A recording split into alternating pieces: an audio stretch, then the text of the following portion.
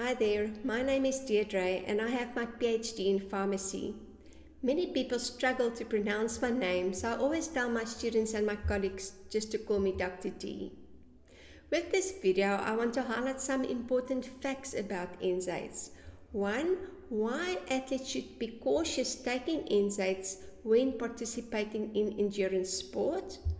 And then also the gastrointestinal side effects of NSAIDs, that it's mainly a systemic side effect. You can click on this link to view the role of prostaglandins and the actual mechanism of action of NSAIDs, and the resources I've used can be found in the description below. In short, arachidonic acid is a component of cell membranes and the precursor of prostaglandins and leukotrienes. Phospholipase A2 is an enzyme which releases arachidonic acid from its attachment to membrane phospholipids. Cyclooxygenase catalyzes the formation of prostaglandins and come in two major isoforms. COX-1 is a constitutive enzyme always present at constant levels, and COX-2 is present in low levels and induced during the inflammatory process. Prostaglandin G2 and H2 are unstable intermediates and lead to the formation of prostanoids. This includes prostaglandin I2 or prostacyclin, prostaglandin E2, F2 alpha, and thromboxane A2. Prostaglandins activate specific prostanoid receptors in target tissue to exert their effects. For instance, prostaglandin I2 and E2 cause vasodilation and play an important role in modulating renal blood flow and glomerular filtration via dilation of the renal artery.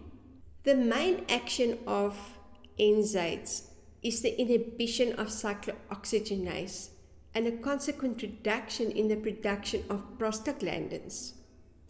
When an athlete should take an NSAID while taking part in extreme sport, it can lead to acute renal failure. First of all, the athlete might not have consumed enough liquids and have been sweating a lot, so the blood volume is already reduced. Taking an NSAID will inhibit the vasodilatory effect of prostaglandins I2 and E2 and furthermore reduce kidney perfusion. Always ask the necessary questions and counsel the patient accordingly when supplying medicines over the counter.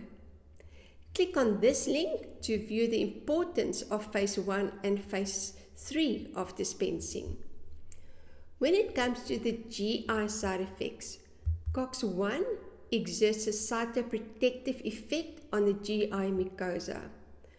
Prostaglandin E2 and F2 alpha stimulate the synthesis of protective mucus in both the stomach and small intestine.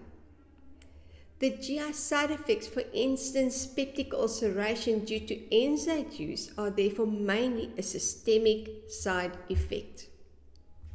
If this video was helpful to you, please give me a thumbs up and subscribe to my channel to see more interesting topics to follow.